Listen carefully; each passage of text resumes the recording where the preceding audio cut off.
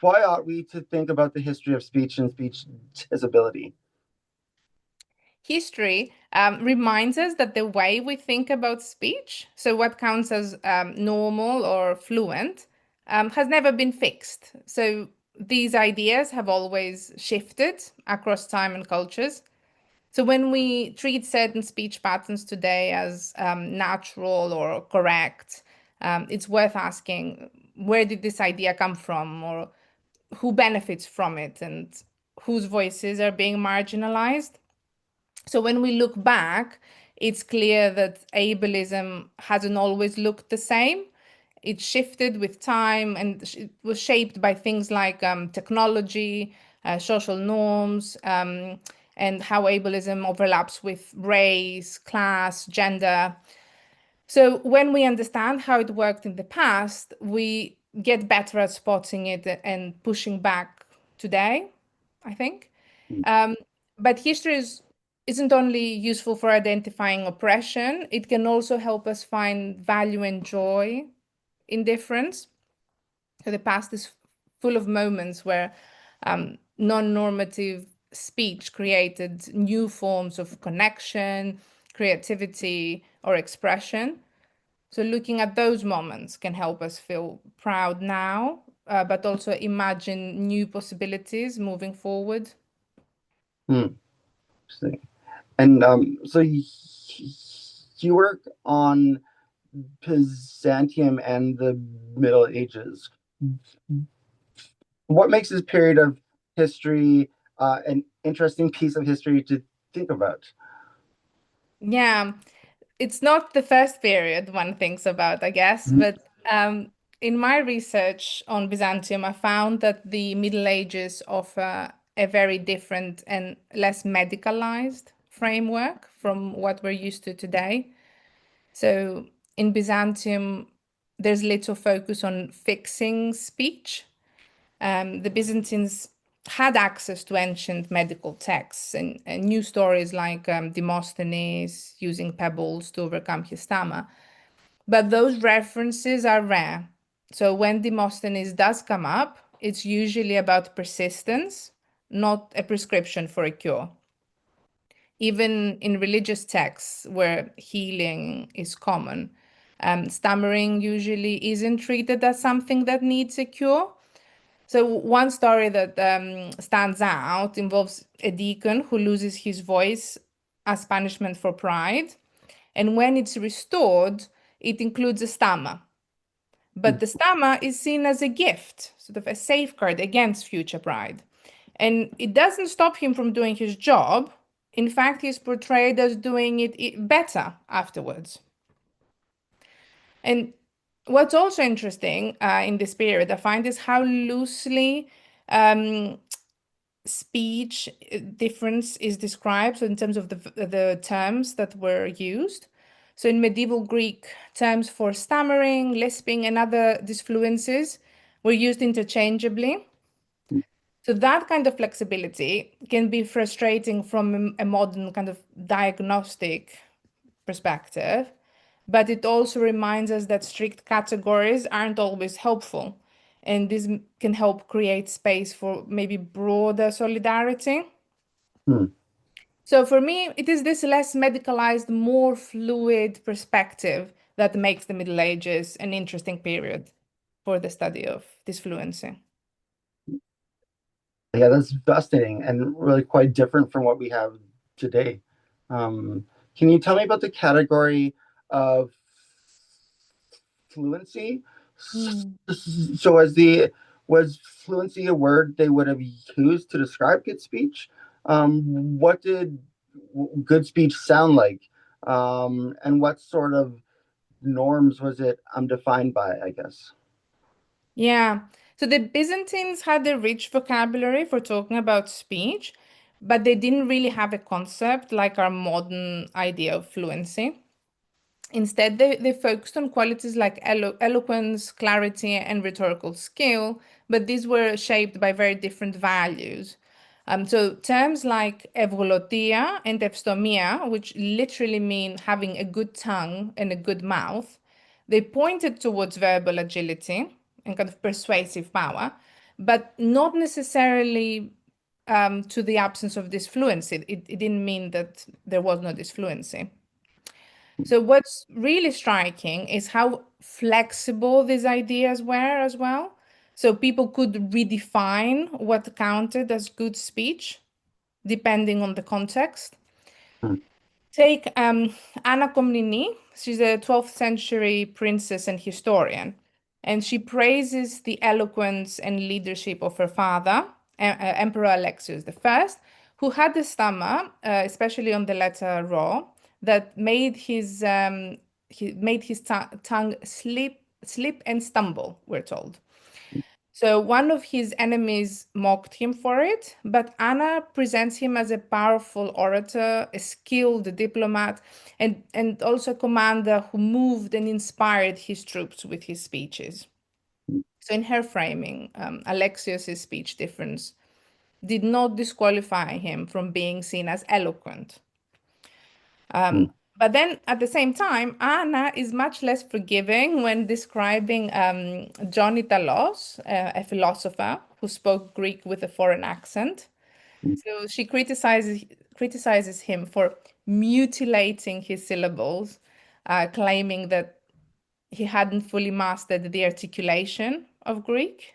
mm, So I think all of this shows that good speech in Byzantium wasn't one fixed standard. It depended on who was speaking, in what context, and what social expectations were in place. It was very negotiable. mm. Interesting. So, um, when you say that good speech was negotiable, I take you to mean that, well, both that what counts as good speech is negotiable, but at the same time, I'm curious if they're like if like if one's own speech was negotiable in the sense that it required or that it was expected that you would do some kind of work upon yourself if you did talk, like if you were disfluent. So I'm curious about what kinds of practices of like self transformation would disfluent speakers undertake. Would they have felt compelled by society to do that? Yeah, was there a compulsory force to these practices or not? Mhm. Yeah, in the Byzantine world, there's not much evidence of anything like modern speech therapy. So that kind of self-transformation didn't really happen. So instead of trying to change their voices, these fluent speakers often redirected attention to their intellect. So if you take, for example, Theodoros Prodromos, who was a 12th century scholar who stammered, he said that his speech couldn't keep up with the speed of his thoughts, so he was just too clever. And this this explanation was part defense and part pride in his intellect. And this way, he managed to turn his stammer into a personal, unique strength that he had. But this strategy can also be a bit exclusionary. So not everyone could rely on intellect to reframe their difference in this way. And another scholar, Michael Psellos, an 11th century scholar who proudly had a lisp, mocked a court entertainer with a similar speech difference because he apparently spoke unintelligible nonsense. Mm, So what was the difference? Psellos did not think that the entertainer had enough intellectual authority. So fluency may not have always been the expectation, but rationality, its intellectual ability, that was, and there was an expectation of that. Maybe that's what was really compulsory or more mhm, compulsory at the time. But on a more positive note, I think this emphasis on the mind could also open up creative space. So, to showcase his unique strength, Prodromos wove his stammer into his writing. So through repetition, rhythm, and echo, and it became like a signature style, something that shaped his work. So I'd say that in Byzantium, the goal wasn't to transform the voice, but to reframe the narrative. And mm, some people could do that better than others. mm. Yeah, it's interesting the way it opens up a lot more possibilities of what you can do, or what can be done and what ought to be done about disfluency, um, in a world that was in some ways or less seems far less rigid in the kinds of categories that they impose upon difference, that we find. Um, I guess my final question on that note is, how does this history help us attend and care for disfluency in the present? Mm. I think it offers different kinds of guidance depending on where you're coming from. So, for people who stammer or otherwise disfluent, it can be grounding to know that there have always been people who spoke differently and shaped culture, knowledge, and public life. So, Byzantines like Prodromos and Alexios Komnenos, who have shown us that fluency hasn't always been required. Um, and and for those who want it, they've shown us also that there's room for creativity, whether in writing, in performance, or just in how we tell our stories. So I think history can help inspire our own reframings. Mm, But hmm, also for listeners who haven't experienced speech difference as much, this history invites a shift in how they relate to speech more broadly. So it's a reminder not to confuse smooth delivery with intelligence or authority, for example, and to approach listening maybe as a form of care, not just comprehension. hmm, And maybe it also asks all of us to pause and question the pressures around us. So the Byzantines still valued communication and clarity, but they didn't live under the same time driven and sort of productivity obsessed systems that we do now.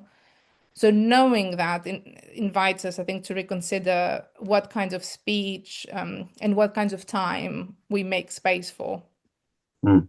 So rather than offering a simple moral, this history gives us tools, I think, for tools for rethinking value, for slowing down, and for listening differently.